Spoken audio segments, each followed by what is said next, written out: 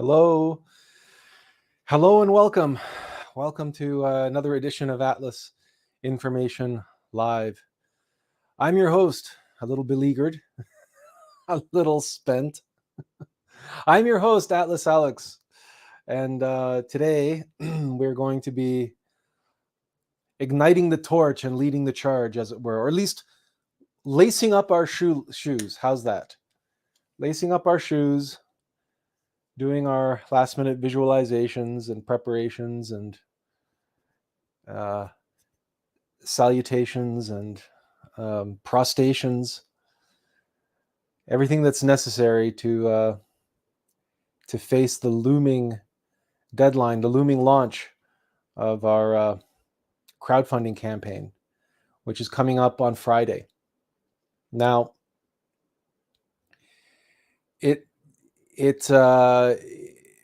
we'll talk a little bit about at the end about what's going to be happening on Friday. I haven't really given it. I hadn't given it a lot of consideration at all until this morning, and so maybe something will flesh out and materialize over the course of the live stream. But what I have been focusing on, really all that I've been focusing on, is the material that's required to explain to people what it's all about. And if you've been here faithfully watching the live streams, you will have encountered a few weeks ago, we shared a kind of a draft version of a video. And as the description for today's live stream kind of made clear, I incorporated several of the changes that were suggested, and I completed the series. The video was divided into 4 parts, but then we had discussed it, and Azazel specifically had suggested that, because I said I needed to add a final part to it. And so Azazel suggested, why don't I combine the 4 parts into 2 parts? And then the last part will be a third, right? So it'll be 3, the magic number 3. Because after all, Human 3.0, it was really self-evident. I don't know how I missed it the first time. Actually, I know how I missed it the first time, because ever since someone planted a bug in my ear about how crowdfunding videos can't be more than 3 minutes, and the absolute maximum is 5 minutes, and all this kind of stuff. So that bug had been, that meme, that mind virus, had been worming its way around my brain ever since that person planted it there. And so somehow that infected the idea of a multi-part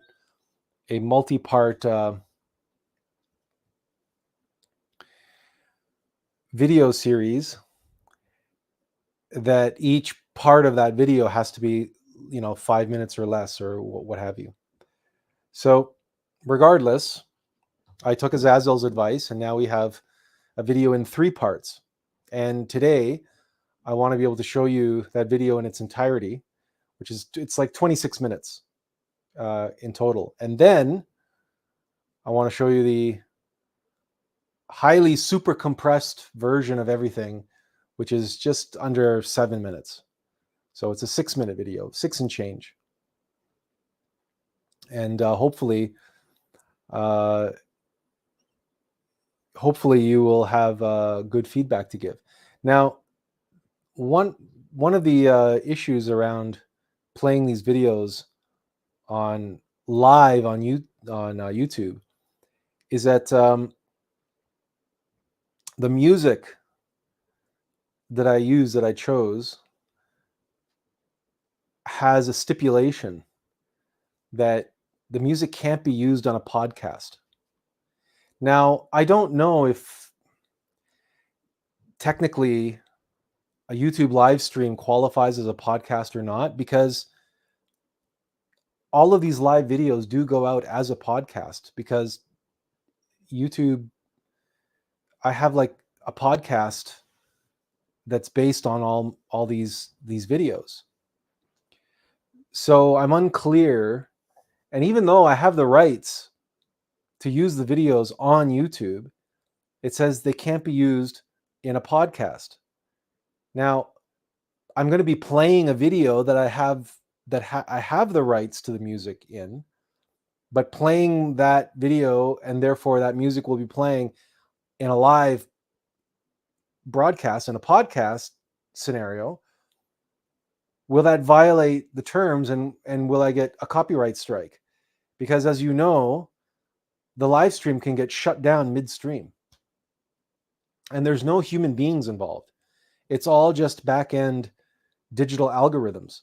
So if YouTube is listening in, which it does live, and it finds music that's not supposed to be used in a live scenario, it's not going to understand that I'm playing a video for which I have the rights to the music. It's not going to understand that. All it's going to know is that it's a live stream, and this music that's not supposed to be on live streams is showing up. And then I'll get an instant copyright strike, and the stream could be shut down. So to work around this, I rendered versions of the video without any music that I can play live, but also I put the videos onto YouTube. So how we can do this is it's quite simple, really. It's going to be a case of, if you want to watch the videos with the background music, I'll give you the link ahead of time. You can open it up, you can queue it up on YouTube. And then when I play the video live, you just switch over to the other window and watch the video with the music. I mean, you can even quit StreamYards and like come back, because I'll be playing. I won't be stopping it. I won't be pausing it midstream. So that way you can watch it with the music and then know what that's like. If you want to make a comment or whatever. That's the only real workaround I could think of, given the nature of the license agreement on the music. So we have our first comment. Benjamin saying, "Hi, Atlas." Hello, Benjamin. Nice to have you. Nice that you can join us. I don't know how many people are going to show up for this, because people are here. People normally come because they want to learn something new. They don't necessarily want to get caught up in the weeds in everything I'm doing on the back end. But I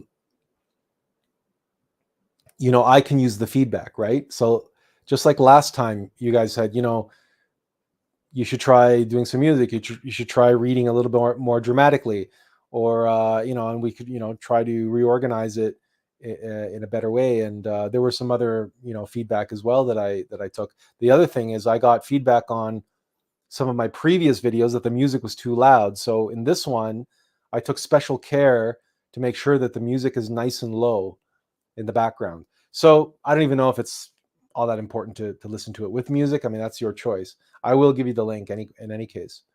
So Benjamin says, a YouTuber, Grimgriz, plays memes, music, and movie scenes, but he seems to know its way around it playing in a desktop from the looks of it, but don't risk it. Yeah, YouTube is really funny. YouTube is really strange, because remember, there's no people making these decisions. It's all algorithms. And, as I have learned just from the process of making this particular video and series of videos, like breaking it up into parts and stuff, forget about AI lying, computers lie, technology lies. It's not true that it's all digital and it's like you're just working with a fancy calculator. That's not true. They make shit up all the time. and they but because they don't care, because they're unconscious, they're unaware of what they're doing, they can't spot mistakes, let alone stop them, let alone correct them, let alone reverse them. Oh, sure, you have a spell checker and a grammar checker when you use Word. It can tell you when it thinks that your grammar is poor, but it's doing so entirely on the basis of an algorithm. It doesn't know language. It doesn't know how to write or speak.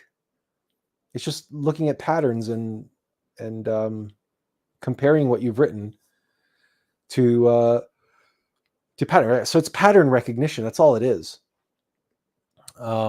And really, ChatGPT and this alleged AI is really just that on a higher scale. But the number of times I needed to, I don't want to get you bogged down in the technical details, but the number of times I needed to correct mistakes that these computers had made, mistakes that they made, but they're too dumb to recognize them. Or frankly, they just don't care. They don't. Right? You would think that we entrusted our lives to these machines. You would think that we would have taken the time and care to put some safety net in there, that the machines actually care about the output of what they produce, but they don't. They really don't. And it's too easy to say, well, they can't, they're incapable, they're unconscious.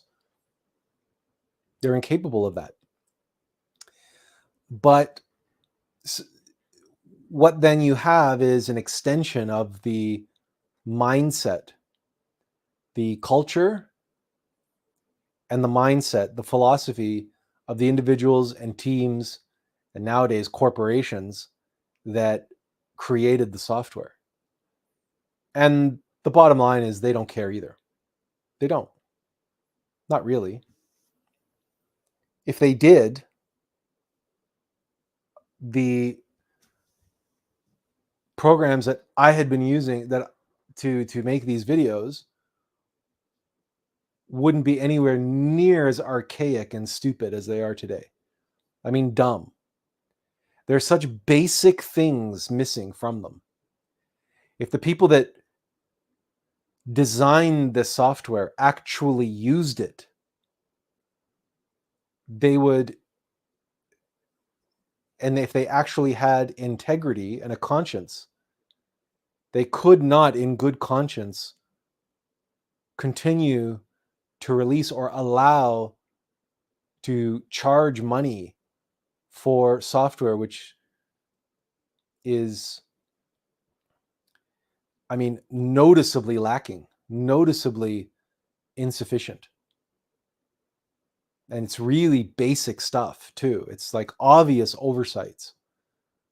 But I frankly believe that because programmers are programmers, they're not users. They program the thing, but they don't use it. Right? They're not a writer. They're not a filmmaker. And I'm not a filmmaker either, but they're not an editor or they're not a YouTuber. They don't use this. They don't use the software they design. So how can they know what's wrong with it? And frankly, they don't care because these software companies, there are entire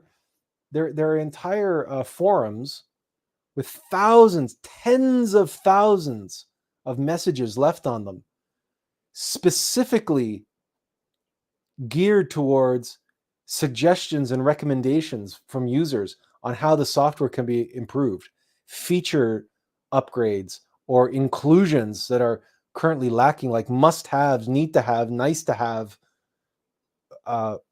features and benefits. And these forums have been running for decades, and now they must have, hundreds of thousands, if not millions, of suggestions in them, and the companies just don't care. Why would they? Right? Why would Microsoft Office, that has basically a monopoly on the Office suite, why should they care? Why would Adobe care? Right? They basically have the monopoly on the Creative Suite.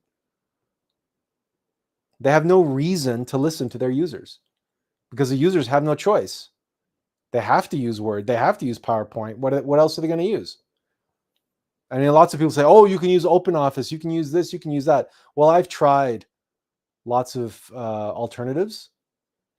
And frankly, that's the problem, is that the alternatives, they just don't have the money, the finances, and the years and the experience to compete. So you end up not having the features there because they don't have the wherewithal to deliver them. But then the company that does have the wherewithal to deliver it, they have no reason to, because they have a monopoly. So they have no reason to improve the product anymore.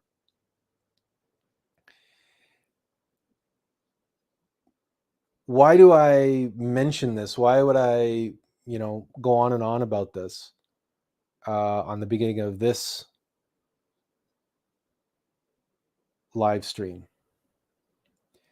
And the reason is because everything that I'm describing is a product of mechanicity, of mechanical thinking. You can say, oh, well, it's greed, it's laziness, it's all, yeah, well, those are just humanist terminology that we've used to explain and describe what are fundamentally mechanical algorithms.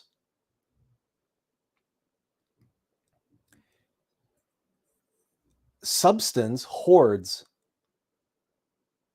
Substance is miserly.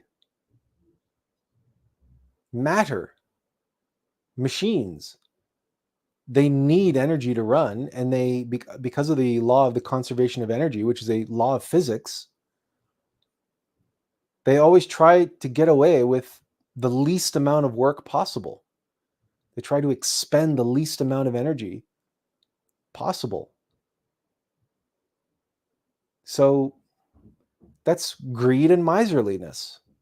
And like you're watching, it's the fall again, or at least in North America, it's the fall, and you'll watch squirrels and chipmunks running around like mad, collecting acorns and walnuts and whatever they can get their hands on to bury and to stash away in all of their little caches of food. And of course, in their burrow somewhere, they have a huge hoard of food to get them through the winter.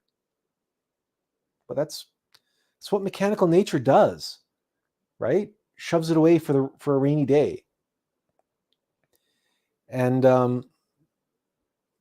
so the accumulation and hoarding of wealth, for instance, and the absolute minimal exertion of effort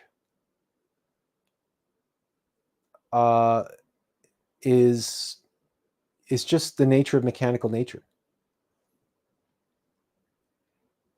So that is human 2.0. That is this humanity. And you simply, it shouldn't be an enigma, a mystery, why humanity is in such trouble. It really is self-evident that one cannot build a civilization on such an attitude, on substance alone. The stanza, what is superior to the substance? The stance, right? There's stance and substance. The Word, in the beginning was the Word, and the Word was with God. The Word, the creative verb, language, is is superior to substance, and it is language, the creative process, art, in other words, that molds and shapes substance and gives it life, truly gives it heart and gives it soul, gives it value beyond its intrinsic material value. In other words, value which is beyond substantial value, transubstantial value. It's when we talk about changing water into wine or changing water into holy water or blessing the host, the bread at the ceremonial unction. The word that we use is transubstantiation, where you are, through meditation and prayer and focused concentration, you are imbuing the substance with divine atomic force, with higher levels of pranic energy, and indeed with the light of the Christic force. These are all transubstantial in nature. They're certainly not mechanical. They're not related to the world of substance. But it is its nature, the light and the verb, the creative verb, to come and be in the world. I am the light of the world, Jesus said. It's the nature of the light of the Holy Spirit to come and to exist and partake in the kingdom on this level of reality through the matter, through the physicality. That's why we have such incredible monuments and artifacts glorifying divinity, truth and beauty and love and courage and heroism and integrity and all of the great values and virtues of the heart. There is an endless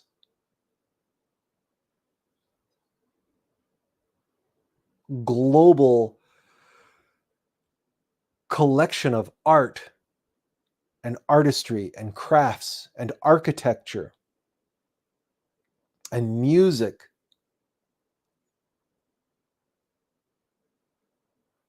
that was born into the world through human 3.0 like capabilities and capacities. The art of heaven, the music of heaven, the architecture of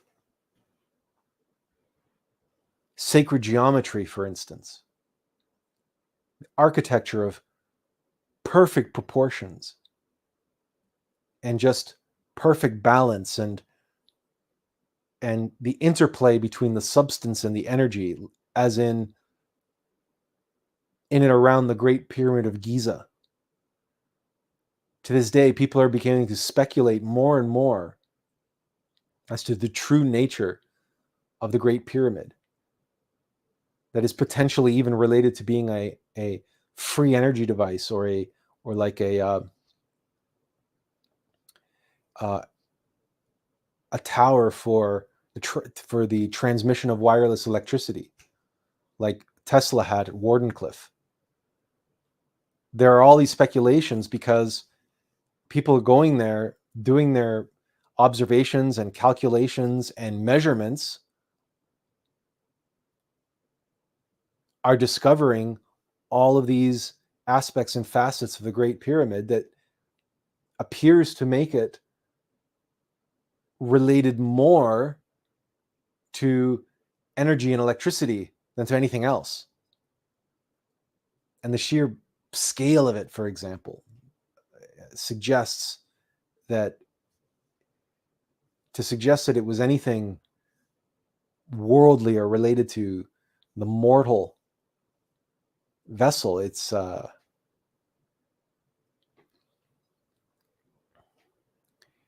we have these artifacts that clearly are related to transubstantial phenomena and transubstantial levels of being. And Human 3.0, as you will see, is the bridge between Human 2.0 and that transubstantial world. That's the supra-dimensional reality that, let's face it, Human 2.0 is cut off from and completely ignorant of, to the degree that you have all this secularism and agnostics and atheists that go around shaking their head and saying, that's ridiculous. All there is what I can feel and touch and taste and smell.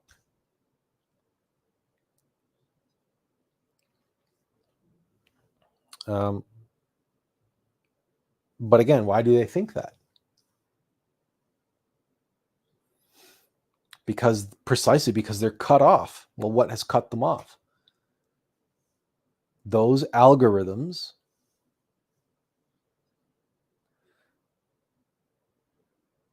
that work for substance, that work for mechanical nature. That's precisely what cuts them off, makes them blind, prevents them from having the eyes to see and the ears to hear, and keeps them trapped in their physical eyes and their other physical senses. And then their mind is shackled within that same framework. They're not only asleep, but they're imprisoned. They're in the matrix. The matrix of binary duality.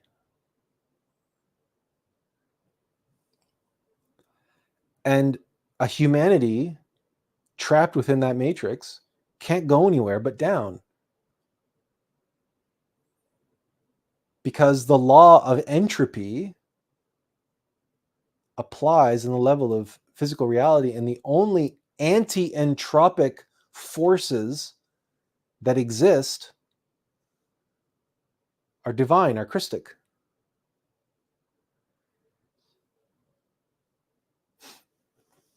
That last one requires meditation in your own direct experience of, to verify, for you to be sure of that. But the proof of it is seen in, again, these mechanical monstrosities that they're trying to, push onto the public. The latest version of that is degenerative AI. They call it generative AI. So the AI that so-called creates art. Well, it doesn't create anything. It doesn't create. It cannot create. All it is doing is all algorithms are doing are going through a database and using biases, what they call weights, to subjectively reconstruct according to preconceived notions of what things go together and how things tend to go together. It's just an elaborate hoax. It's an elaborate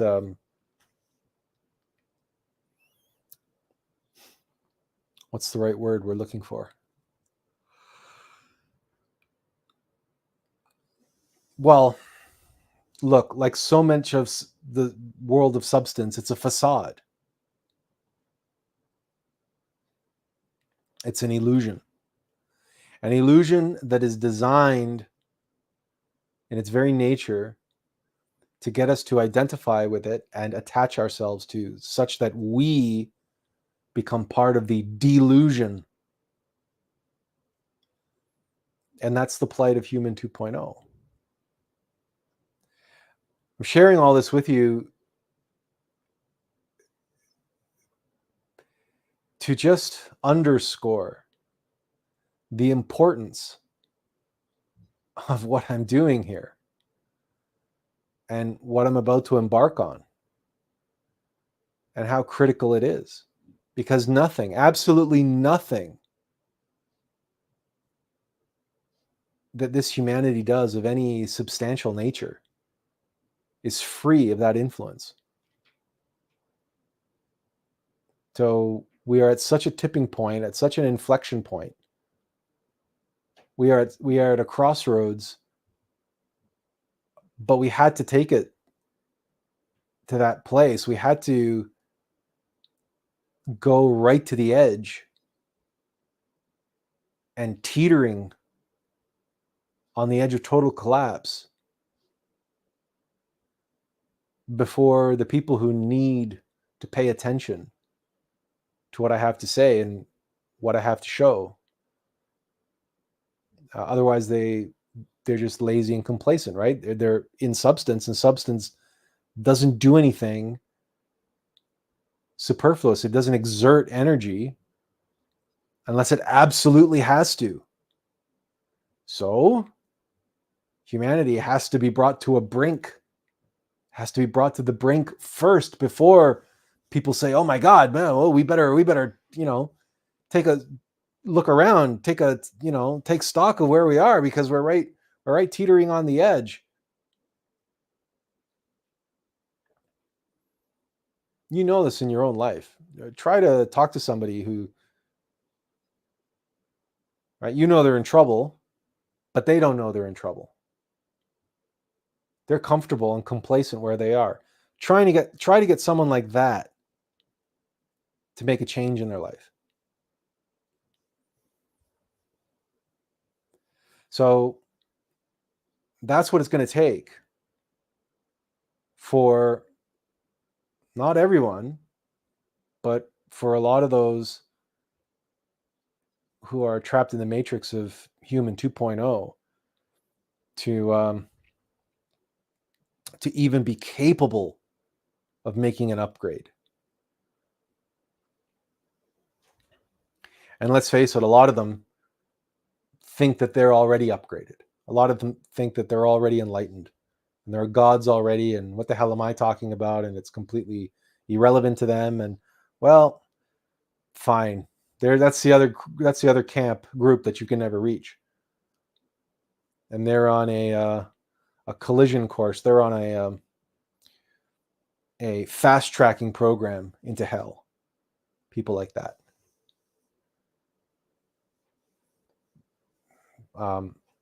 Because that's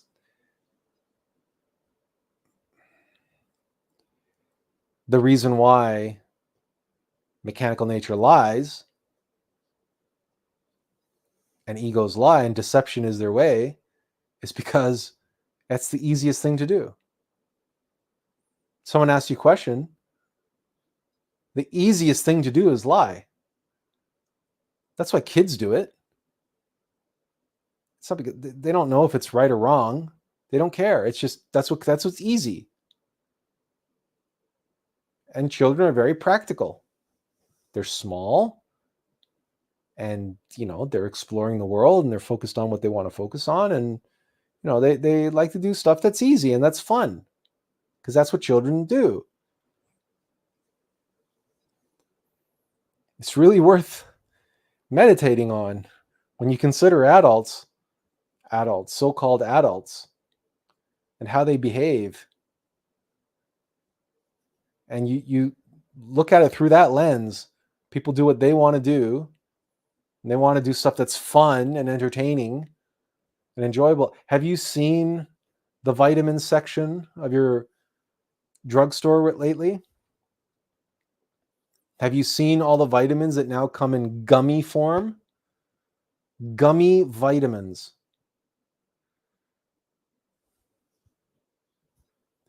Because I guess, doing what's good for your body or whatever isn't enough. It's got to be fun. You got to be fun colors and chewy and this and sweet and da da da. It has to feel like I'm eating gummy bears. These are not made for kids. These are not kids' vitamins. These are vitamins that are made for adults.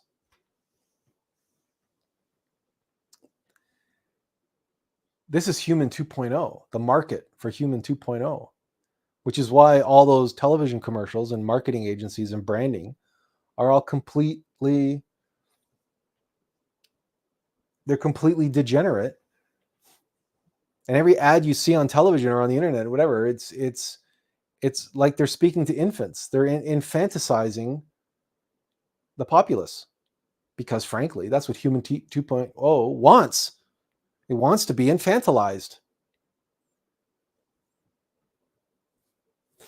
And the younger generations you go, millennials, Gen Z, a lot of them, they want to suck on the proverbial nanny state teat. They want the government to take care of everything for them. And they wonder why they're miserable, and they wonder why they're anxious, and they wonder why they're depressed, and they wonder why they fall over in a swift breeze.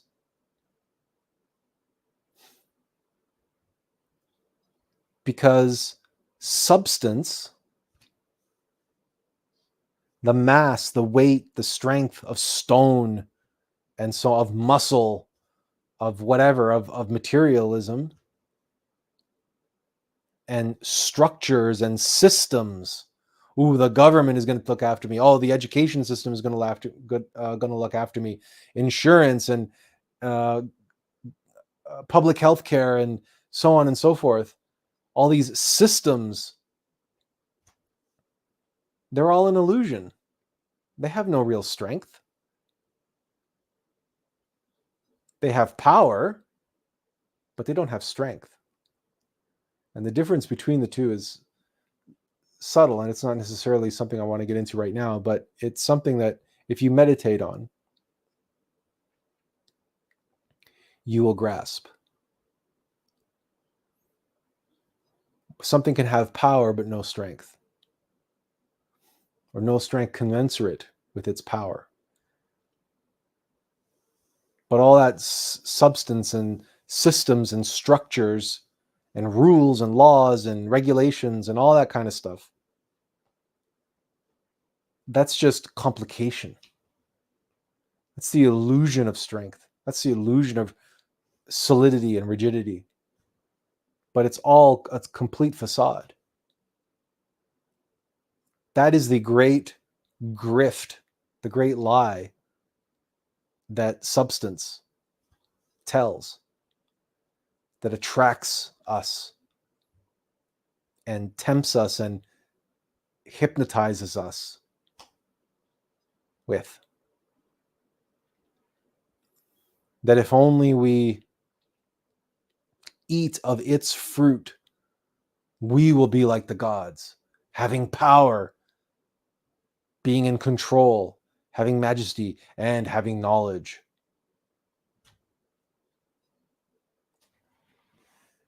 But it's a scam. It's a grift.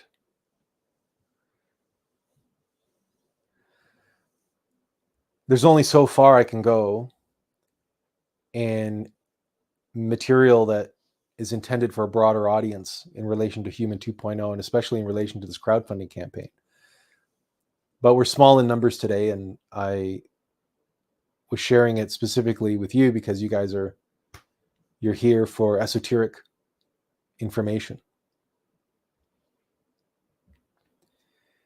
And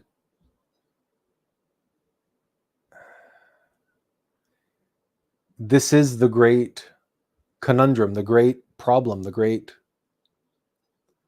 Achilles heel of this humanity. And it's the reason why I was born. And it's the reason why I've committed my life to lifting humanity up out of the mire. And in order to do that, we have to reconcile all duality, all opposites. And that will include some, or necessitate some, rather uncomfortable, unpleasant exchanges and uncomfortable and unpleasant alliances. But make no illusions, what we're facing is very dire indeed. It's extinction at the hands of mechanicity. Because that's, it's, we're talking about extinction level events that are on their way. And we can't save everyone. I know that. But we can try to save as many as we can. And to that end, I've tried to produce something that will speak to as many souls as can be reached. I'm not interested in,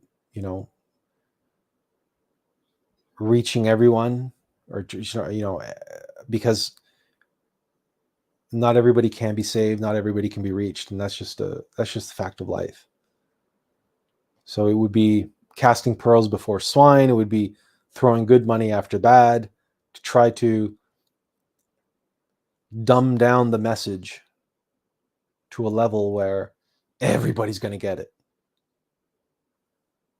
because then they can't get the message. Then because the message that needs to be gotten can't be had by everyone. I know I've tried. I've gone to levels that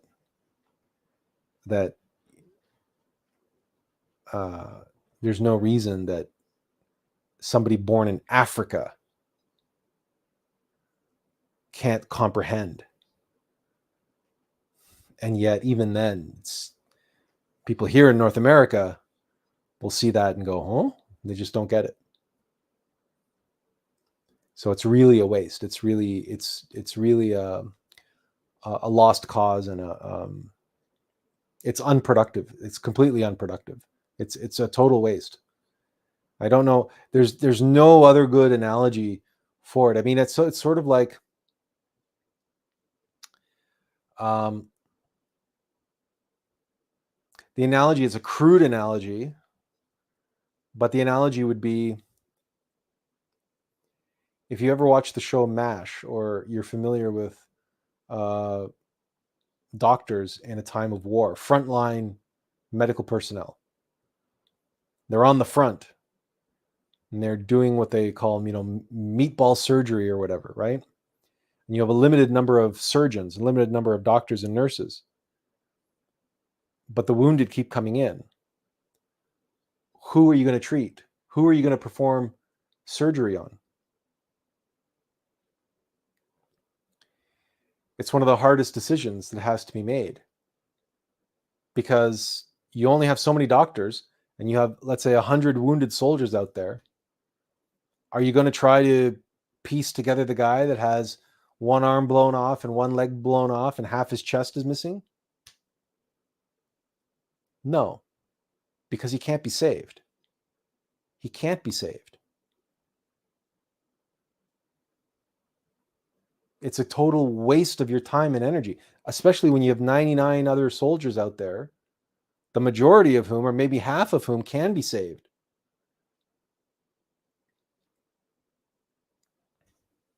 There's a scene, I can't remember which movie it was in. Maybe it was Saving Private Ryan. Maybe it was Schindler's List, or maybe it was even Lawrence of Arabia. I cannot remember which, but it's a scene where the doctor is going through with a nurse, telling the nurse what to give each patient. And depending on what the nurse, what the doctor prescribed for the patient, that's how the nurse knew whether or not the patient was going to live or die. So for the soldiers who still had a chance, they were being given this anesthetic or that painkiller. But for the ones who are basically just waiting to die, they got the morphine. Just, try to keep them comfortable. But they're not going to make it. So believe it or not, all of this has been, I want to say, top of mind, because it has not been top of mind. The only thing that has been top of mind is what I've been focused on and what I've been working on all week. And for the past 72 hours, there's been nothing else that I've even focused on but this. And the technical hurdles, the technical challenges.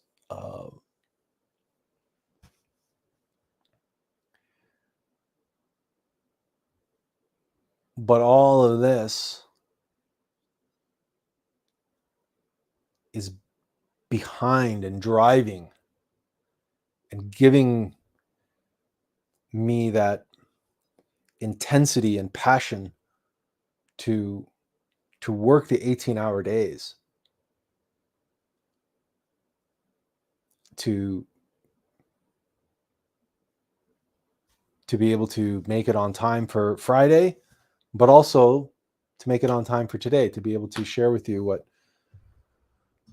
what I'm about to. But first, Benjamin says, what you said reminds me of humanity's last stand in the movie Matrix Revolutions, where the machines just launched a full-scale attack on Zion, and there seems to be no hope unless Neon reaches the machine world and makes negotiations to remove the virus in exchange of peace.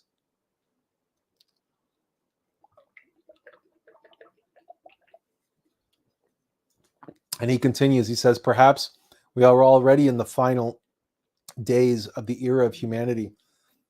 Love is what can save us.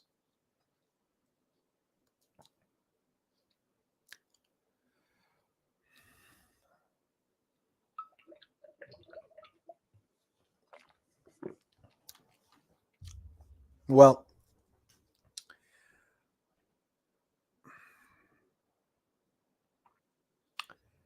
that love has to be put into activity. That love has to be brought into the world.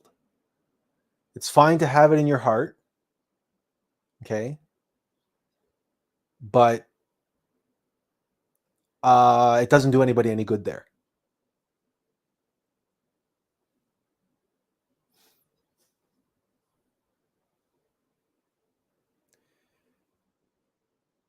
We, as human 2.0, we have a tendency to hoard love, like a chipmunk hoards his nuts, or a squirrel hoards his, nuts and seeds and baubles and lint and anything else it can get its hands on. Well, that's actually that's maybe more of a raccoon. We want love in our hearts.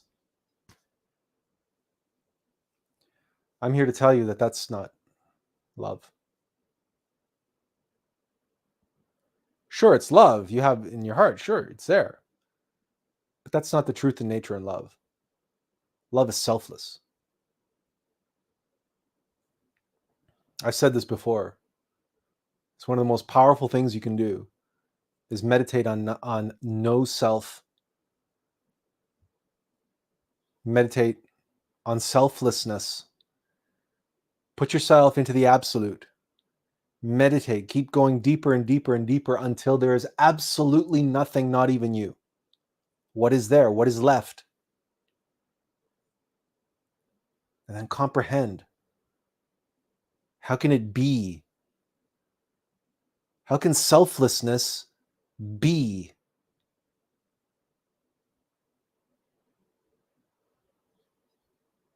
When it has no one to be selfless toward, not even itself. Then from there is born the very truth in nature and love. If your heart is full of love,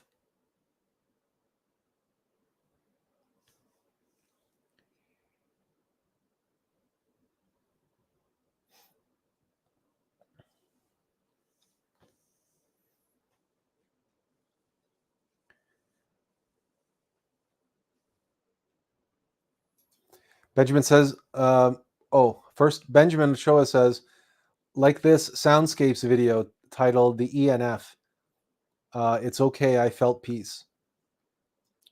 And Benjamin says, that is true. Love is not a feeling or emotion. It is being selfless and aware.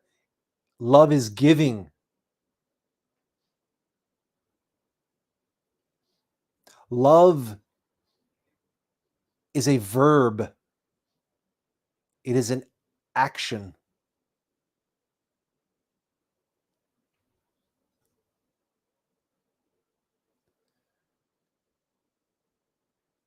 People say, well, you have to be love. Okay, so be love. And once you are love, love has no self. Love is selfless. You try being love with no self.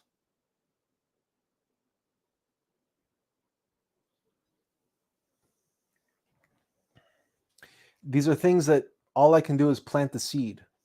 You have to go and cultivate it and water it yourself in meditation and prayer, and then experience.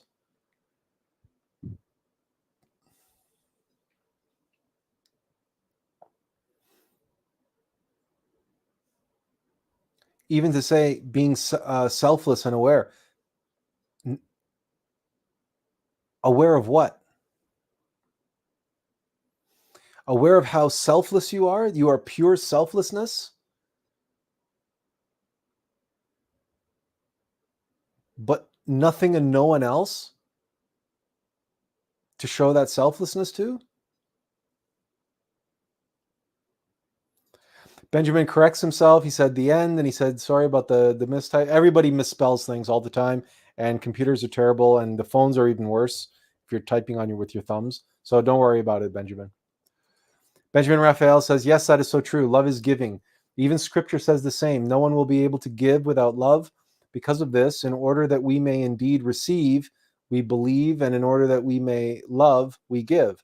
Since if one gives without love, he has no profit from what he has given.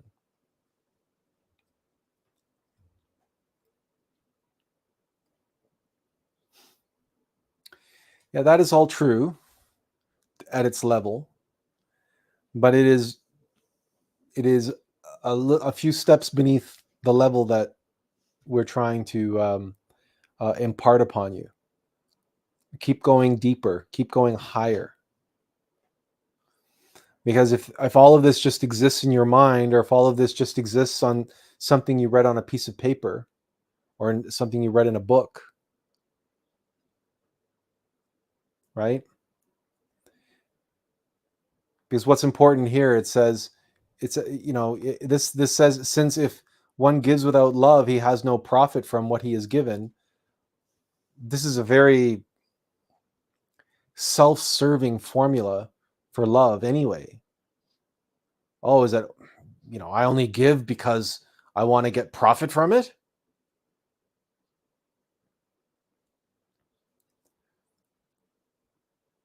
Comprehend that being selfless, you cannot be selfless.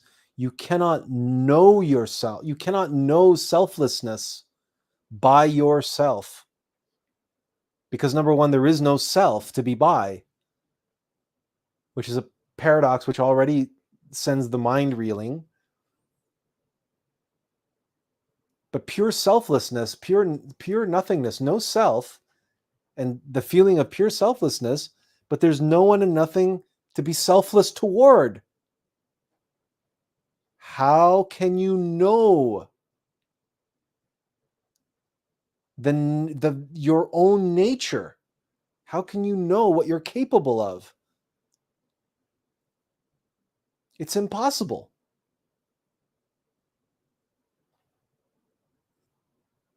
You can't even love yourself. You have no self to love.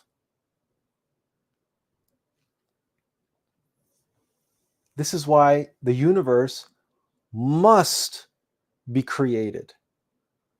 What we call God, the absolute, what the Buddhists call no self, But what is pure selflessness must create. It must create an other in order to be selfless toward. It must experience in order to know. And in order to experience, there must be something to experience and someone to experience it with.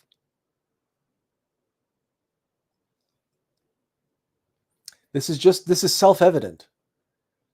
This is not something you think through. This is something that people would call this a mind experiment. It's not a mind experiment, or sorry, they would call it a thought experiment, but it's not a thought experiment.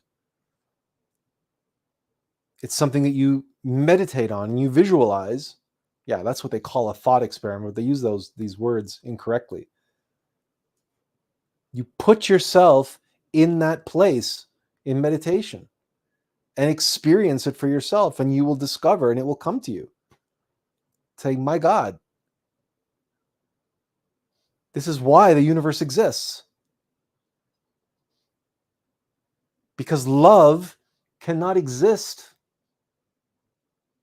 Well, it can exist, it can be love, but it cannot know itself. It cannot know what love is by itself when it has no self even.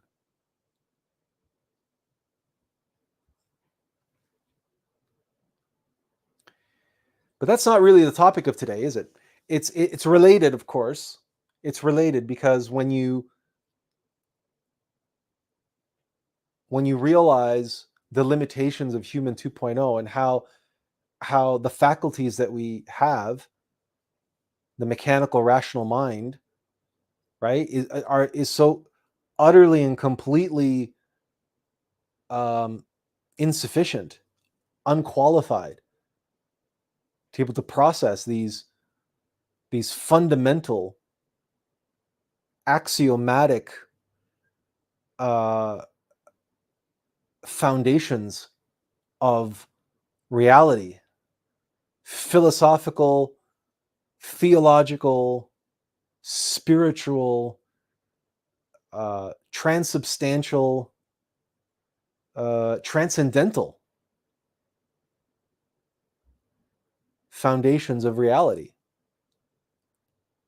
These are places where the rational mind cannot tread. But a human 3.0 can connect with the faculties of the true human being, the true self, the higher self, that has access to the creator spirit that is born of these absolute foundational originating principles of the universe. And hopefully that will come across. So without further ado, so what I'm going to do very quickly, if I may, it all depends. It's all up to you. If you want to watch the video with sound, then the thing to do is I'm going to give you the link here. Okay. Let's see. I'm going to put it in the chat and then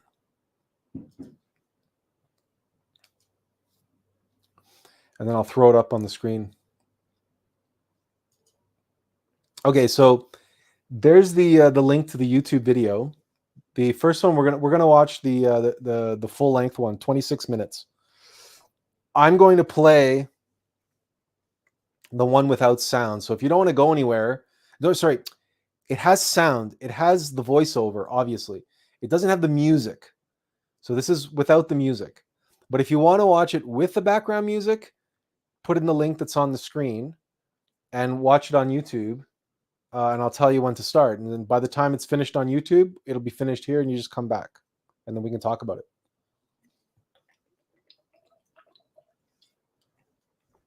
But so I'll give you a second if you want to punch that in. Otherwise, I might as well queue up on the screen here. Where are we at? Oh, I guess we've got to add it to the stage. Okay. So now I'm not going to pause this. So if you have questions or comments, you can make them, put them in the chat if you want, but I won't stop the video to address anything until after the video is done, because I don't want to break the flow. And also, if people are watching it on YouTube, I don't want to get things out of sync. So again, it's about 26 minutes. So it's not too long, and then we'll reconvene here when it's done. All right. So without further ado, I think I'm gonna press play, and I'll make it. I'm gonna put it full screen, and I'm gonna take everything off the screen because there's a lot of graphics involved and whatnot. Okay, so we'll see you all in a little bit. Let's see if we can get this thing going.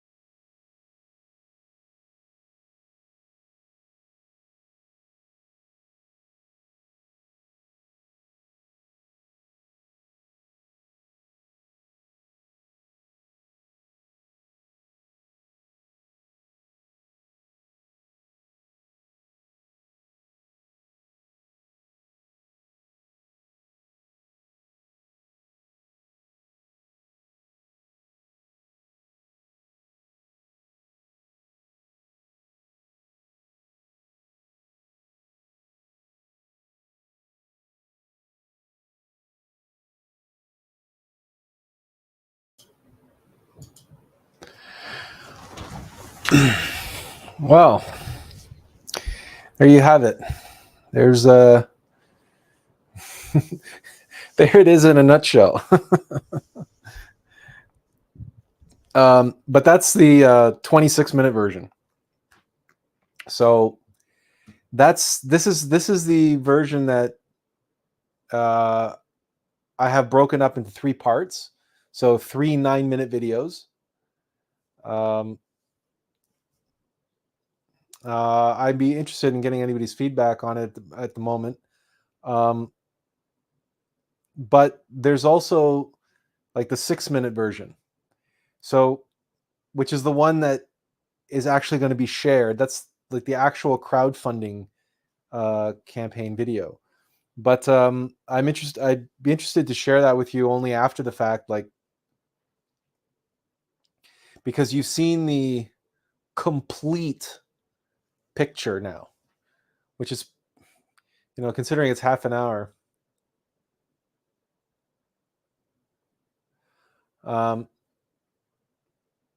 Benjamin says, the longer I definitely feel more immersed.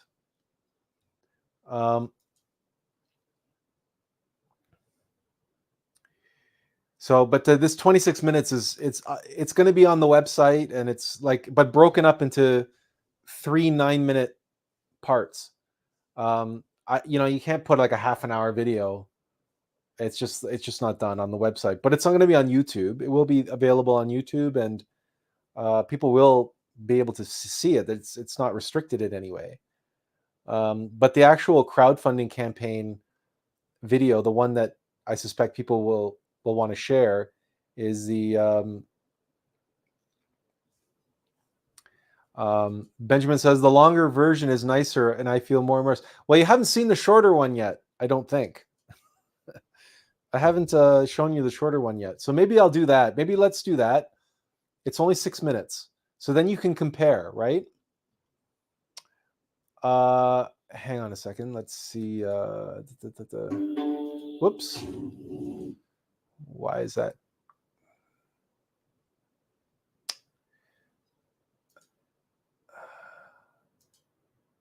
No, hang on a second. Something is not behaving. There's no music. 3. Yeah, okay, it's this one.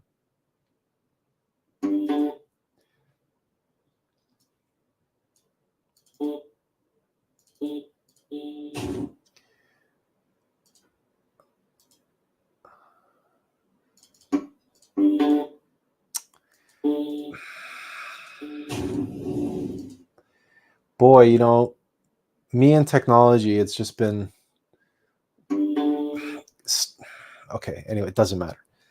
Let me share this. Oh, and you need the link for the YouTube version.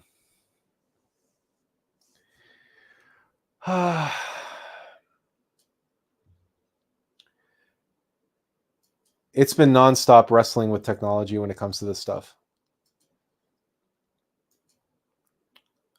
They said that technology was going to make us so much more productive and everything, but they didn't tell us the truth. Okay, so there's a link on the screen. This is the 6-minute version. So you'll be able to decide if if I left too much on the cutting room floor. Unfortunately, I had no choice, right? You can't put everything that's in half an hour video. You can't put it into 5-minute video. It's just impossible, right? You can't touch on everything either. You can do your best. That's all that I did. So there's a link on screen. Let me get it playing.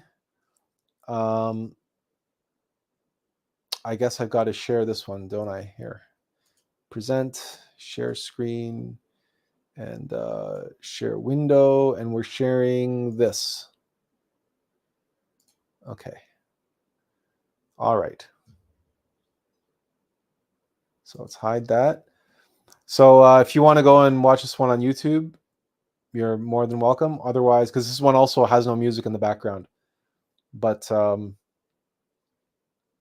there we go. We'll just get it underway. So I'll be back at the when it's finished.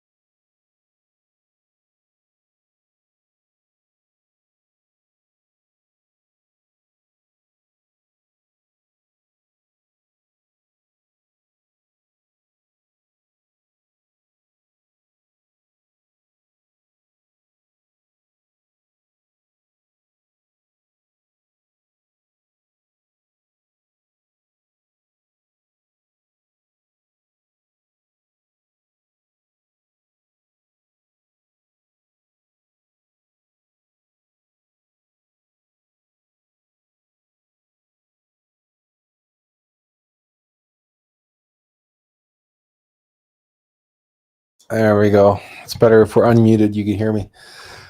Well, that's it. You've seen the long version. You've seen the short version. I guess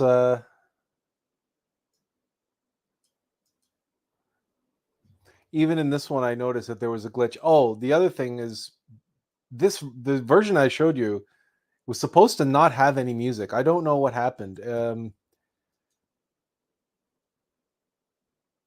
I did open the right file. It rendered incorrectly. It rendered the music file when it wasn't supposed to, or I rendered the wrong file, the wrong timeline. I was a bit rushed, and frankly, my brain is a bit fried after doing this for the last 72 hours nonstop. But it was the glitches. The glitches have been driving me crazy because a lot of the presentation was done in PowerPoint, and it's a bit maddening that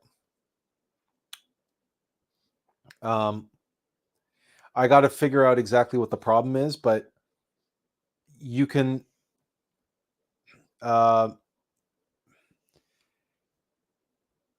when you export from PowerPoint and you look at the file, like the file is perfect. You import it into Premiere Pro, the footage looks perfect.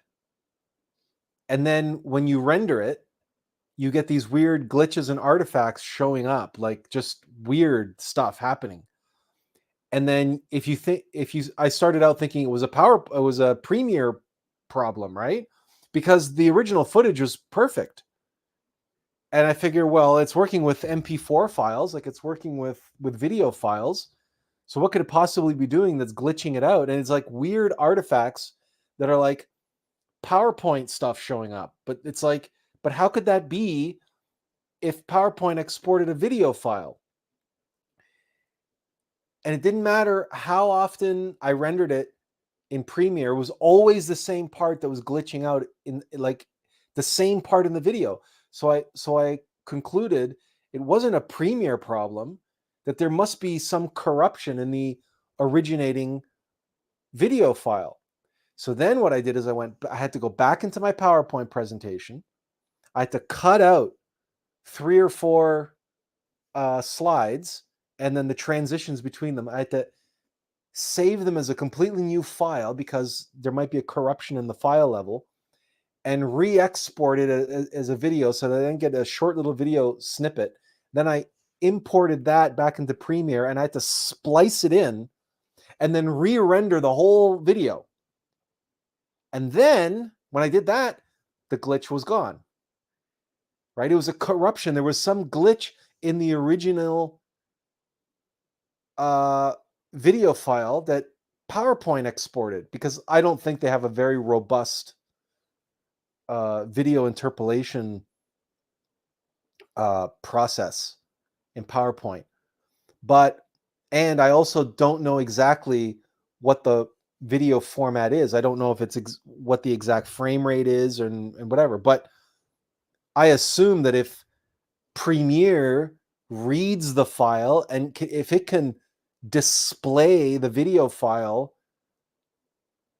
inside of itself without any glitches, then surely when it exports it, it would just be exporting what it can see. But that's not the case. It exports it with the corruption, but the corruption that you can't see until you finally do the final export. It's so maddening. It's so frustrating. It's such an enigma. It's like, it was so time consuming doing this and I have an entire like 20 files, 20 little snippet files. I call them glitch fix files, little video snippets that I had to create in PowerPoint just to fix these kinds of glitches. Anyway, that's just, more getting into the weeds of what I've been dealing with. Benjamin says, you compiled it well. Very nice job. Well, thanks, Benjamin. I'm glad I'm glad you found it valuable. The next step is, oh, I guess I'll show you this too. Just for the next step is, which one? This, we'll share this. Okay, so you don't need to see that. That's my video controls. Okay, let me show you here. So this is the, I'll just reset it. This is the Attlas Conscious Arts webpage with this, with the main slider. The next step will be to take these videos and incorporate them into this website. The URL for this is attlas.ca. That's the easy one to remember.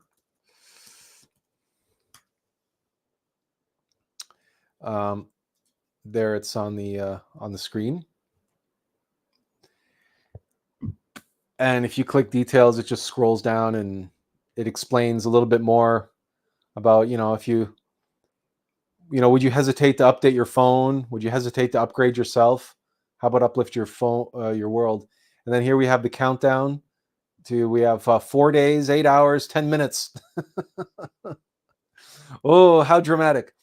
And then this is the area where I'm going to put in the campaign video, and then the pledge, the ask, the reward, and then more details, right, around the campaign and the goals. So that's like part 1, 2, and 3 of the video. And then, so this is just still under construction. This is the front page, but the important one is that there's going to be a bunch of buttons, like, back us now, which will take you,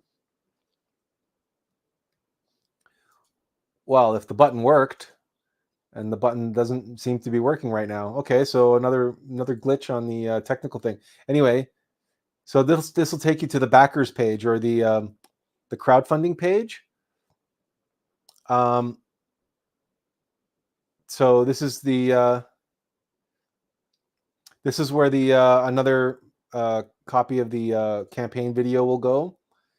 Here we have the donations you can choose for to get your digital copy, right? $10, $25, and then here are the higher levels. The support, the support tiers, I call them higher dimensions of support. So we have the 4D backer, 5D, 6D, 7D, and then the absolute patron. So you fill this in, and you can basically, it works with PayPal, Google Pay, or you can use a credit card, and this, I have this set up to automatically update when I got it set up with a spreadsheet, a Google spreadsheet.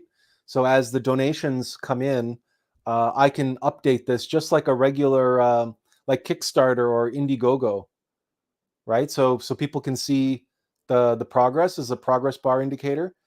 And this is, again, all I got to do is, as the orders come in, all I have to do is at the end of each day, or maybe twice a day, depending on how busy it is, I go into that spreadsheet, update the numbers, and then this automatically gets updated. So I don't have to constantly update. I don't have to manually update the website. The website will automatically refresh. So it's the other thing that I've been working on. So, well, anyway.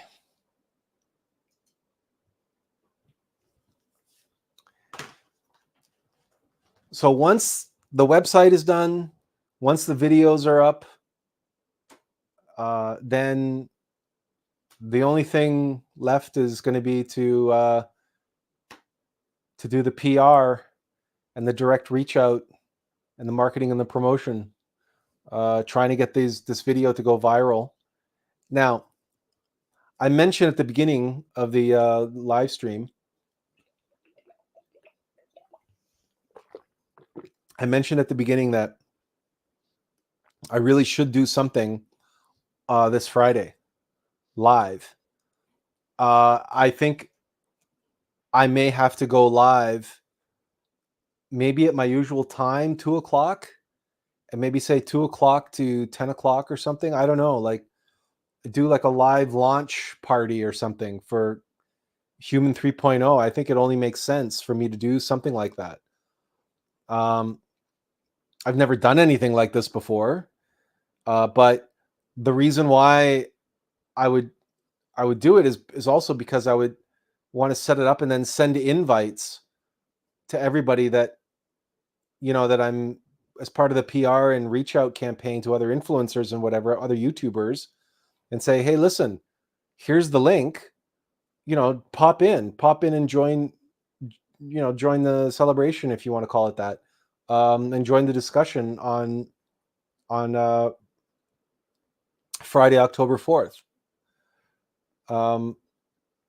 Because we can talk about all the different aspects related to Human 3.0. And it's interesting because I recently was contacted by Sophia, who is part of this St. Francis. No, Imagined. I can't remember the name of. It's Imagined. I should not even really brought it up. I'm so terrible with this, with names and stuff.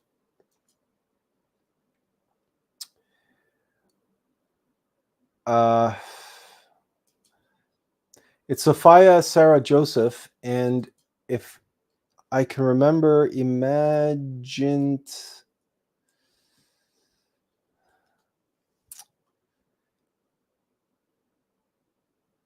No, Imagined.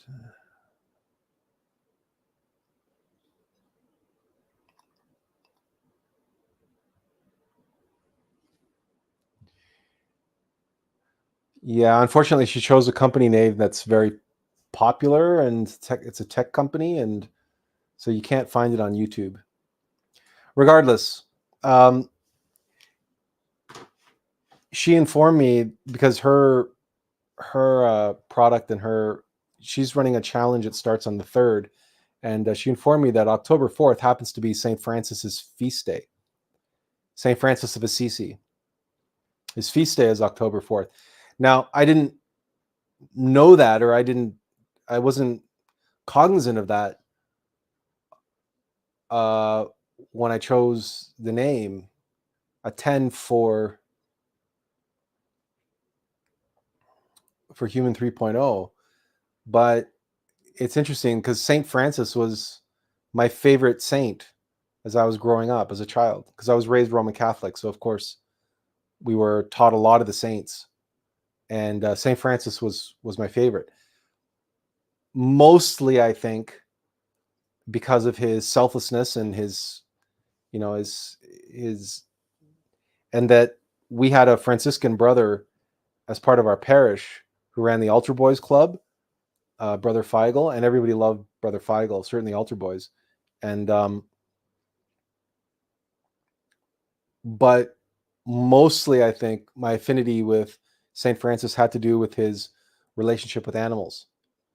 As a child, and even to this day, I'm just an animal lover. I'm just a being lover.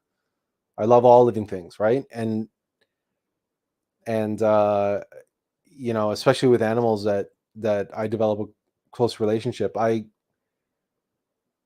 establish a kind of telepathy with them, or at the very least, a very strong empathy with them very, very, very quickly. So I related to that aspect of St. Francis. So he really is one of my favorite saints. So I think it's just fitting that we happen to be launching this on his feast day, and I'm a part of this this challenge, this 45-day challenge, and I really wish I could remember more of the information off the top of my head, but I can't because my head is filled with my stuff, the stuff that the campaign that I'm working on, right?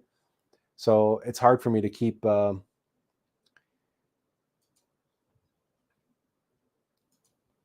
But and yeah, I really wish that and her communication is, it's very verbose, and it has things like her mailing address but not the website address. So there, it's Imagine, is this Imagined Life Community?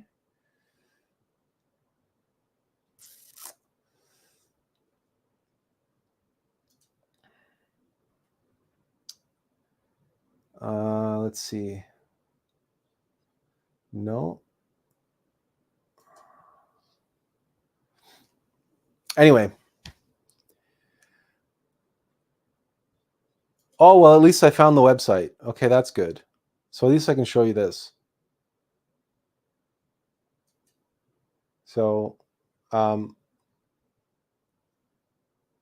so this is a 45-day challenge that begins on the 3rd, and it's basically empowering water and then drinking the water each day for 45 days. And it uses like Dr. Emoto's philosophy of wrapping water in affirmations or beautiful statements or whatever. But these aren't affirmations. They're um, statements that come from the prayer of Saint Francis. They are qualities of love. They're qualities of the divine, and they're taken from the prayer of Saint Francis. And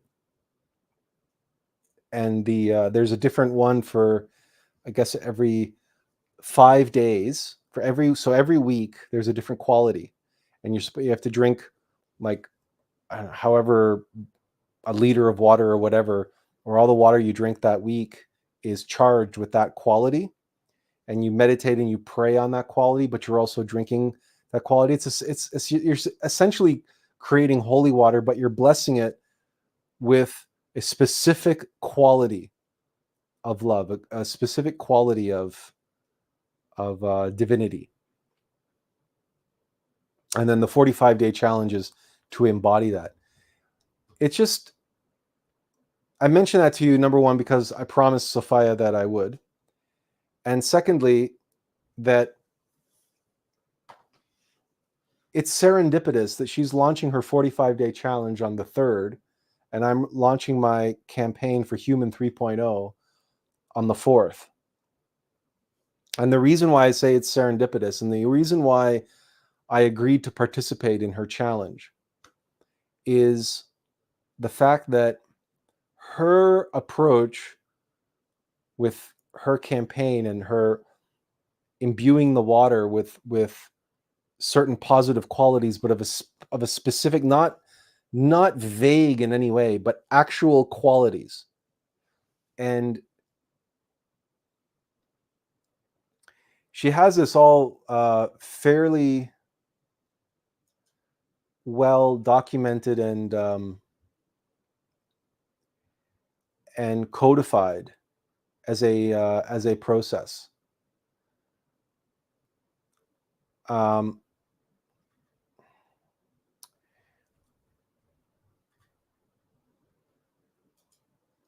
and the reason why I agreed to participate is because I wanted to experience for myself an additive process.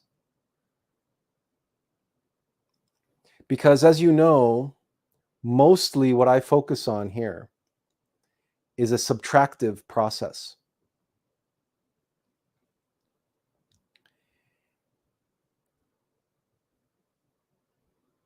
It is a process of clearing out the deadwood, clearing out the garbage, the obscurations. To use that technology analogy that I was mentioning earlier, you see, when I was rendering the final videos and those artifacts were showing up, those glitches were showing up, I had to go back to the source of the original footage which was PowerPoint, and I had to basically create clean files. I had to create sources that were free of the corruption. There was nothing I could do in Premiere to fix the glitch because everything looked like it was good in Premiere, but the corruption was at the source of the clips that Premiere was assembling and rendering.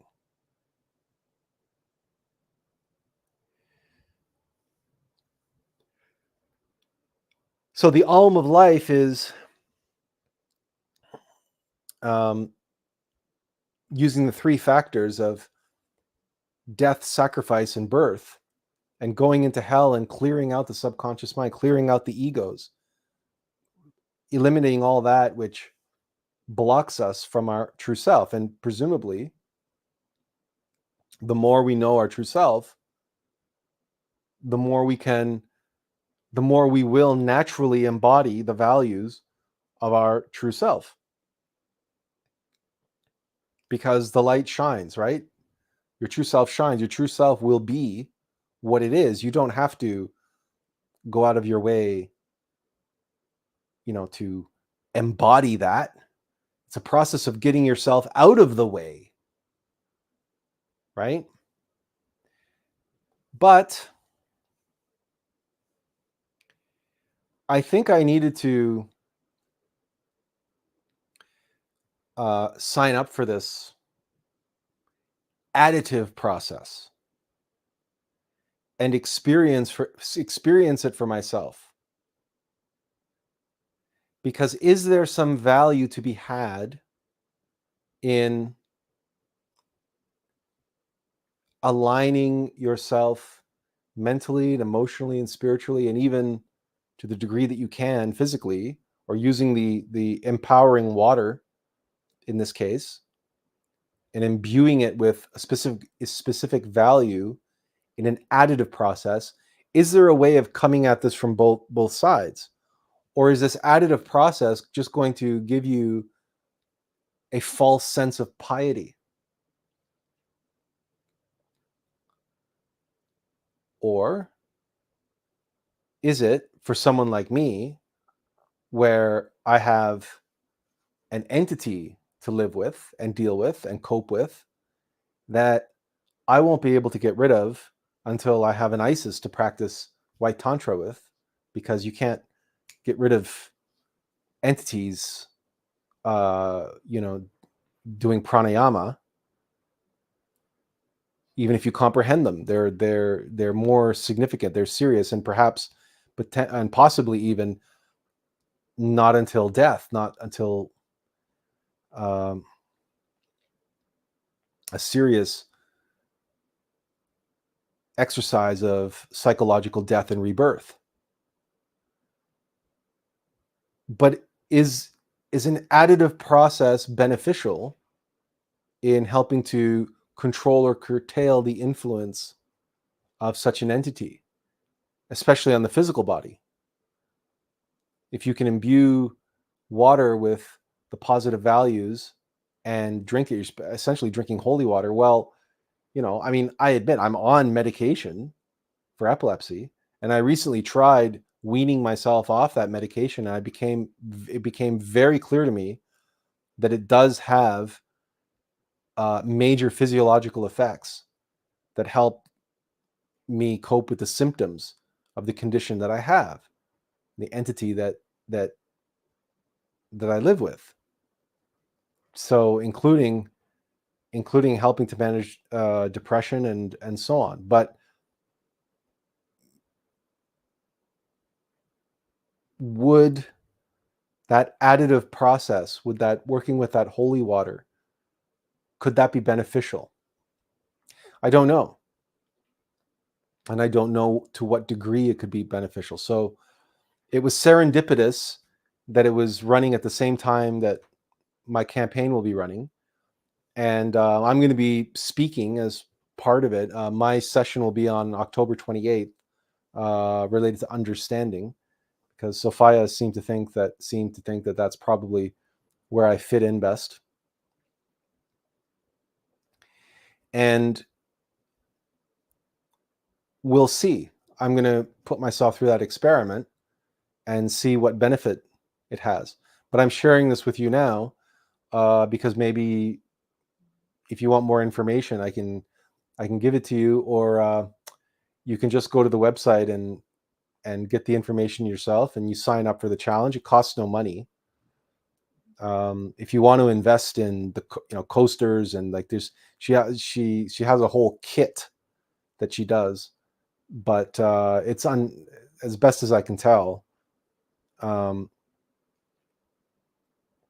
it's not required. You can do this on your own, but it's the process and the fact that you can do it communally in a community, and then she has these online things and Facebook and so on that you can participate and share experience, or I don't know, whatever. There's a community aspect around it if you want to give it a try. I'll put the link in the chat, and I'll just throw it up on screen. So again, this is the website. It's Imagined Life, or I Imagined Life. And then it was very interesting when I was speaking with her, because the fact that there's an apostrophe there, right, in the logo, and we were talking about that's Yod, from the Hebrew alphabet, and we were talking about that significance and so on. So yeah, lots to read and learn about here.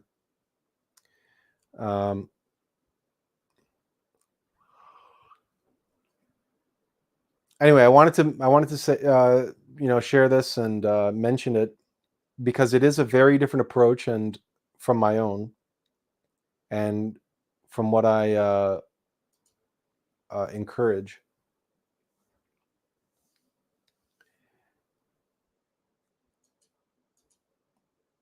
But I'm always learning as well, and I'm always willing to look to see what others are doing. But there's something about this, the way it showed up and how it showed up and the timing of it, that was a little too serendipitous. And there's some other things about other synchronicities and serendipities between myself and the individual who runs this program. She was also in figure skating. She also became a figure skating coach. And there are a lot of other synchronicities. So I don't know what will become of it, but she asked also that, if I talk about what she's doing with my followers or what have you, then I would do so. But I am interested in seeing just how useful is it to take this additive approach, and are there any detriments? Are there any downsides to it? So I'll report back at the end of 45 days and let you know how it went. But that brings me back to what I'll be doing on Friday. So my guess is I'm just going to be online. And if people want to show up, I'm going to have an open door policy. I'm going to have the link. I'll pin the link or just put it on the screen. And so you put that link in and you can join the conversation. Or just share it with, the influencers that I try to reach out and try to contact between now and Friday, and say, come on, and whenever you can, and let's have a discussion about Human 2.0 and Human 3.0 and how we can get there.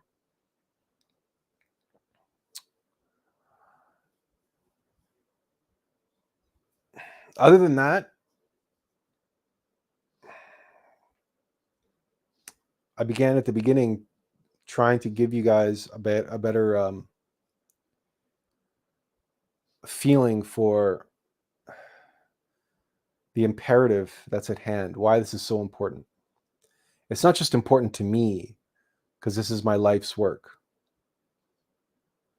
It's important, full stop. It's more than just important, it's critical. This is like the last gasp, the last critical update, the last chance for humanity. If it doesn't take advantage of this chance, then the final days of the Kali Yuga are going to be truly dark indeed, because it's going to be a humanity of human 2.0s facing what human 2.0 fears the most. Because human 2.0 is just an intellectual hominid. It's an animal. It's an animal with a brain and an intellect. And it's going to be facing what it fears the most, extinction. And extinction level events. And it's not equipped to face those events. As exactly as I explained in the video, it's our innermost being that is equipped to go through the Kali Yuga, to face it and to do what is required. But human 2.0 is cut off. And if you're cut off, then if you're just going to face it as like an animal, you're going to do what every animal does in the face of death. Either panic, freak out, whatever, or just throw your hands up and just accept fate and say, okay, well, that's it. I guess it's over now. Or despair, there's a million emotional responses to death, or impending doom, or whatever you want to call it.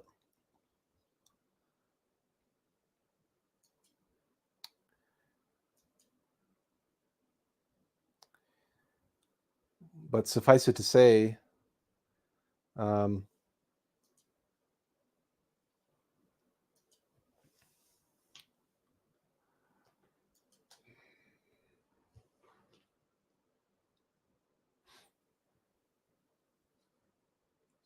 this is also my last gasp. This is my last kick at the can at this. This crowdfunding campaign, this is what, where the rubber meets the road. I don't have anything else to live on. I've devoted and dedicated my life to this. I have put all my eggs in this basket. Exactly what people in the world tell you you mustn't do, I have done, because I've had faith in the basket. Because I have not had a choice to do this on the side, part-time. I couldn't have written the book in the time that I did, how I did. And I certainly could not have produced this video that, as you know, started out as a PowerPoint presentation that was over an hour long. And then I got it down to 26 minutes. And then from there, condensed it further into 6 minutes, 7 minutes. I could not have done any of that part-time. But if this campaign doesn't succeed, then I will have failed. I will have failed. I don't know what I'll do. I'll go back to teaching English or something. I'll have to get I'll try to get a job somehow, somewhere. I mean, I'll go overseas somewhere maybe. But I can't do that because I'm looking after my dad. So I can't go away. I have to stay locally. Well, I'll find, because there are always immigrants coming, and I know they always are trying to learn English. But mind you, everybody can learn how to speak English now on their phone. They can just download Babbel or whatever, right? So I don't even know if there's a possibility to do that. So I really don't know what I'd do. I have no idea. Maybe there's a contingency plan in place where if this thing fails, then an opportunity will just show up for me as a backup plan. I don't know.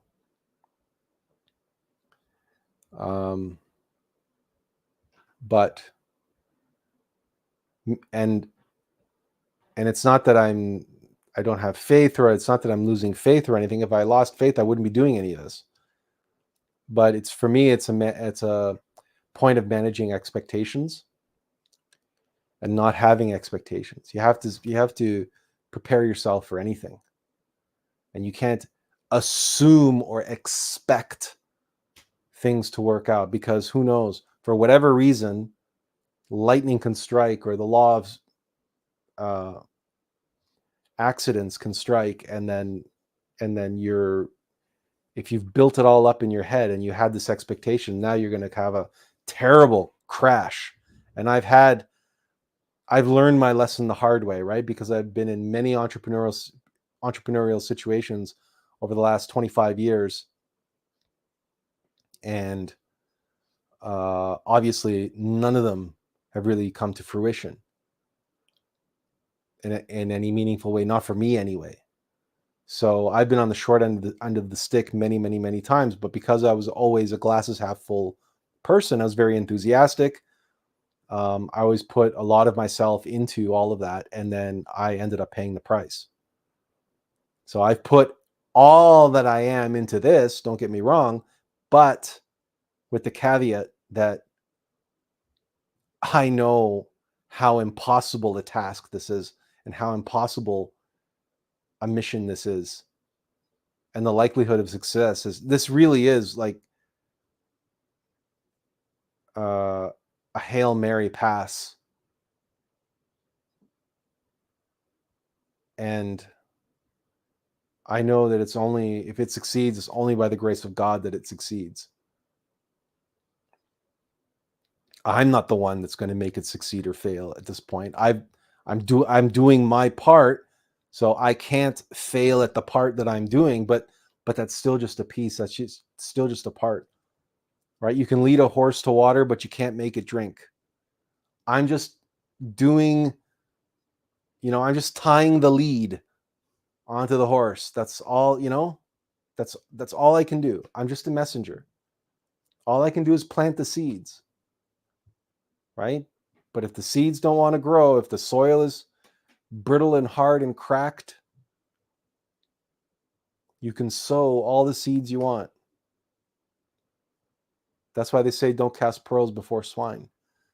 Don't sow your seeds onto the hard, cracked earth in which there's no chance of those seeds sprouting.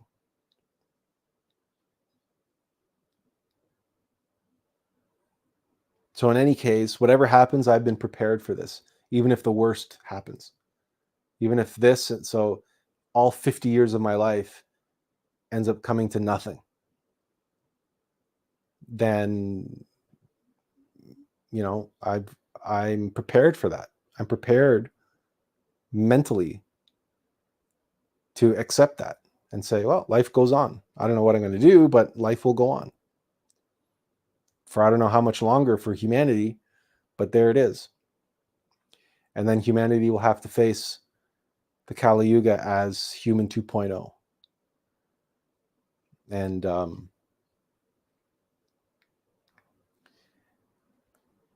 that's going to be a nightmare scenario that no matter what this campaign does, no matter how successful I am at Attlas Conscious Arts, there's always going to be a contingency of humanity that faces the Kali Yuga that way. There's always going to be a human 2.0. Not everybody's going to be able to do the upgrade. But still, the more the merrier, as they say. We want to try to reach as many people as we can.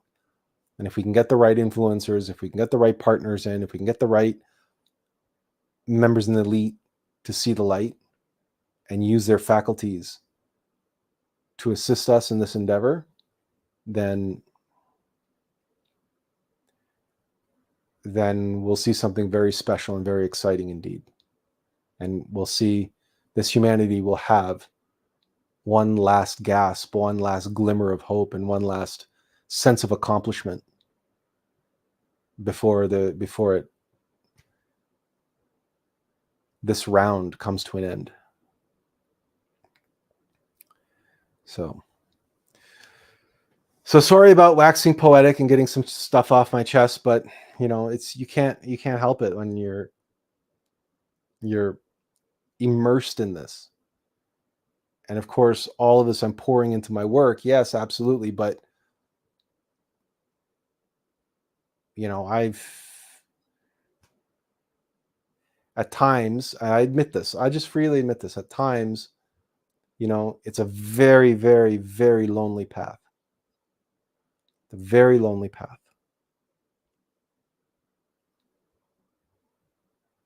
When even some of the people closest to you, they're just they mean well, and they're lovely people, and they're caring and giving and supportive and as best as they can be. But they have lives, they have jobs, they have families, they have other responsibilities, they have other things, and their concerns are just not at that level. And their ability to be there with you when you're on a path like this, it's just not there. And the reason why I'm single, of course, is because I have yet to be able to be with the woman who is prepared to take on this burden, to take on her share of this burden, because this is a monumental undertaking. It's just and it's something that you can't just you can't wish it upon anybody, let alone dump it on them or just hand it over to them. And how many people do you know would want to accept and take on? I mean, we're talking about somebody walking the path of the bodhisattva here. It's a path of suffering and sacrifice for humanity.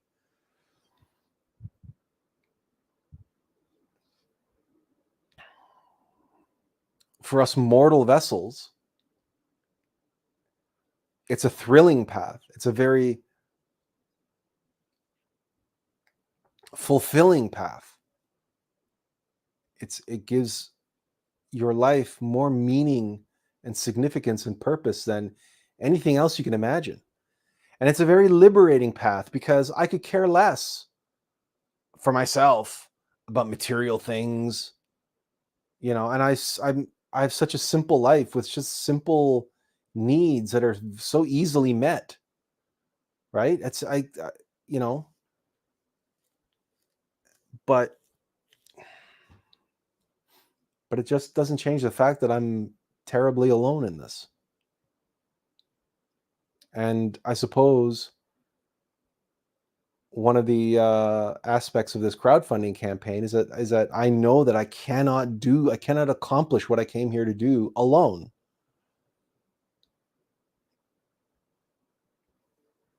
And I cannot do it without some resources, because we live in the world and trying to reach other people and trying to, make an impression upon them, to at least have them open a door for you, to hear you out. That takes time, that takes energy, and that takes money. And it also takes certain skills and talents and abilities for getting past the gatekeepers. So for all these reasons, I got to do what I got to do. And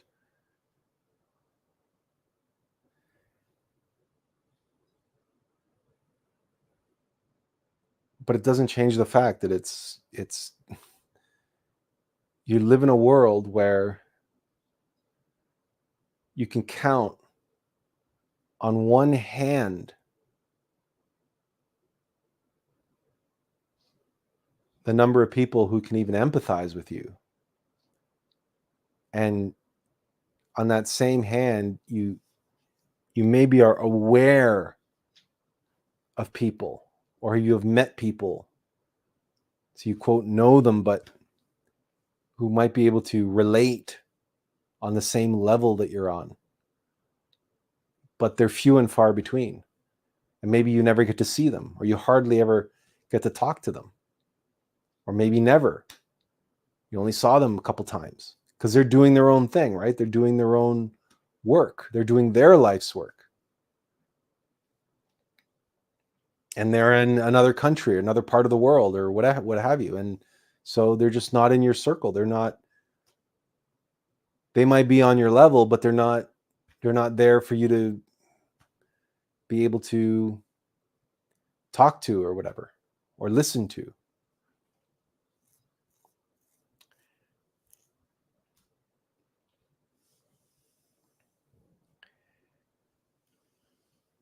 So when you're on this path, or path like it, it can be a very, very, very solitary path. I think that's why you have all these stories in scripture where the heroes go off on their own, off up the mountains and dungeons and deserts and into the belly of a whale, and it's just, they're all, they're and they have to face all of that. They have to face it alone, because of course they're not facing it alone. They're never really alone. They always have divinity with them. And if they have the Christ with them, then they have all beings are with them. This is really painful just for the mortal self. The loneliness, the solitude, the lack of ability to commiserate with others walking the same path in such a way that they know, like you don't even have to tell them, because they already know. They already understand. And there's, that cliche, misery prefers company, or you know what I mean? It's like we humans, we're funny animals that way. We're just funny. It's like we're like pack animals that way. We want others. We want a tribe. We want a group to again, to be able to commiserate with, if nothing else. But anyway, maybe that's something that will be a side effect or be a product of this campaign and the work moving forward, because people are starting to show up.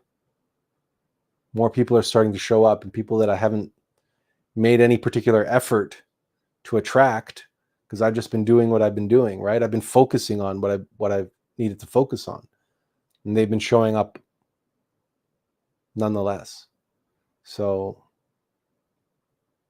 again, all of that gives me hope, helps keep me on track, and helps give me more feelings of, look, as I know, I'm not the one that's making this happen. If it's meant to happen, it's going to happen, but not because I made it happen.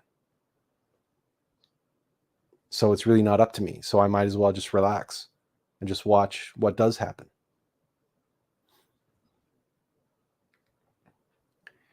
And if it's true for me, it may as well be true for everybody else. And whatever enterprise you're involved in, that you're following your heart, you're following your dream, you're following your passions, just do it. And not worry about what the outcome is going to be, because the magic is in the doing. The magic is in the being. And the real magic is in being done. And then you watch what comes out of you and comes through you into the world. And it's not going to be an easy process, but you might end up surprising yourself, and you might end up amazing yourself. And there's no greater feeling than being amazed at what you've accomplished. And it's like, my God, how did I do that? Well, the answer is you didn't. It was done through you. You were done.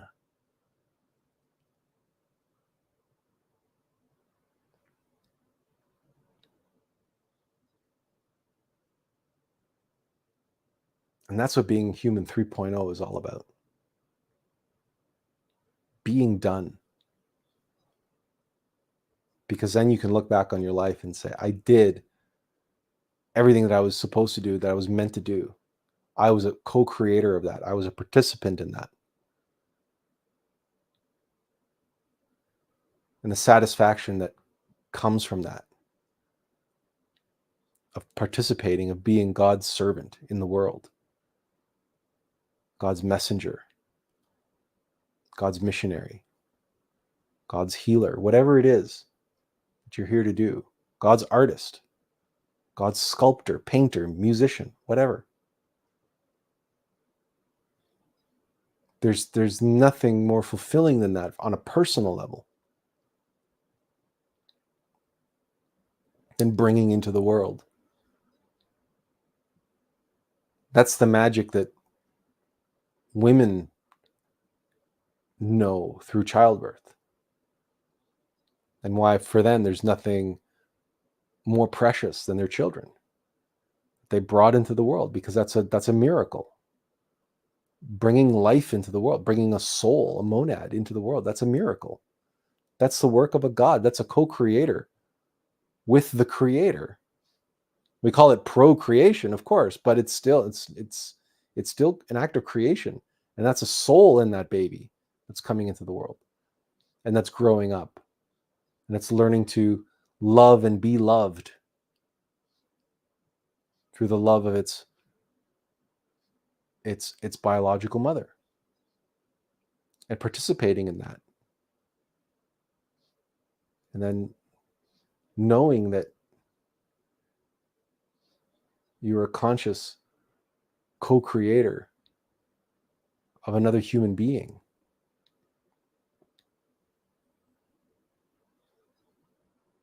Men can never experience that in quite the same way, but we experience something similar through our work, through that which we do in the world.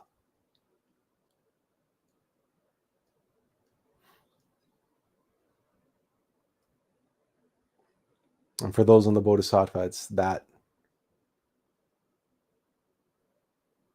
by which we were done.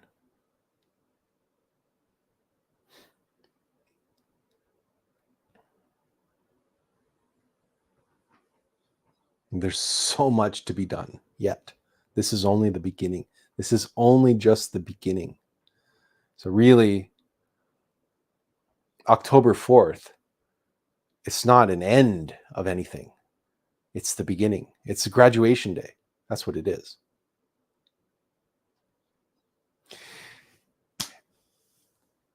Oh,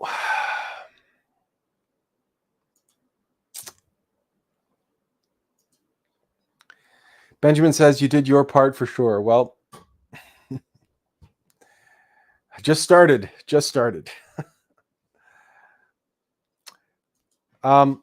I want to thank everybody for coming out today, and for putting up with me and all this, and being a part of this to the degree that you are. And keep an eye on Facebook, on YouTube. I'm able to make an announcement regarding Friday as to what I might be doing live and what time, and so on and so forth. I just realized that Friday is the days that we have a family gathering here, so I may not be able to do an all-day Friday thing. I don't know. We'll see. It's going to take more contemplation. but we'll see about that. But keep an eye on the Facebook page or the YouTube channel and for updates and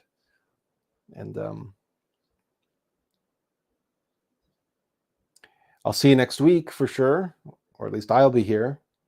Hopefully you'll have a great week in the meantime. Hopefully you'll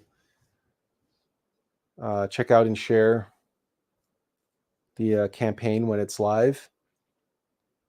Or when I tell you, it's October 5th, everything's going to be a free for all. By October 4th, everything's got to be live and be able to be freely shared with whomever and so on. So,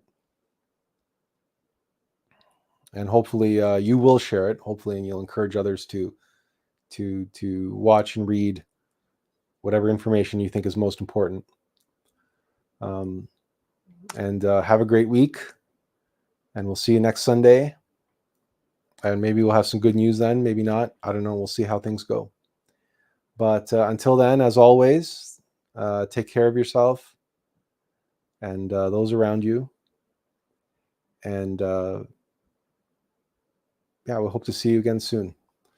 In Verential peace. Take care, everyone.